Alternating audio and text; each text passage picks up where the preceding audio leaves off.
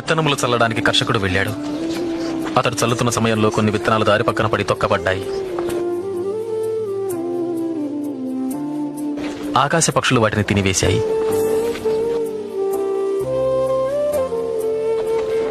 మరికొన్ని విత్తనములు రాతి నేలను పడ్డాయి.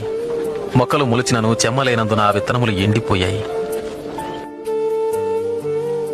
మరికొన్ని విత్తనములు ముళ్ల పొదలలో పడెను. ముళ్ల పొదలు వాటితో మొలిచినందున వాటిని అణచివేశాను. ఇంకొన్ని విత్తనములు మంచి నేలను పడినవి. ఆ విత్తనములు మొలిచి పెరిగి నూరంతలుగా ఫలించెను. విత్తనము దేవుని వాక్యం. త్రోవ ప్రక్కన పడిన విత్తనములు ఎవరనగా వారు వాక్యం వింటారు, కానీ అపవాది వచ్చి వారి హృదయంలో నుంచి సందేశాన్ని దొంగిలించుకుపోతాడు. వారి నమ్మి రక్షణ పొందకుండాట్లు చేస్తాడు. రాతి నేలను పడిన విత్తనములు ఎవరంటే వారు వింటారు, సందేశాన్ని అంగీకరిస్తారు కూడా, కానీ వీరు లేనందున కొంతకాలం మాత్రమే నమ్ముతారు.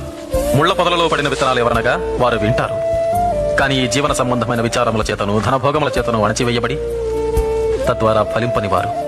మంచి నేలను పడిన విత్తనాలు ఎవరనగా యోగ్యమైన మంచి మనసుతో వాక్యము విని హృదయములో భద్రపరచి దానిని అవలంబించి ఓపికతో ఫలించువారు.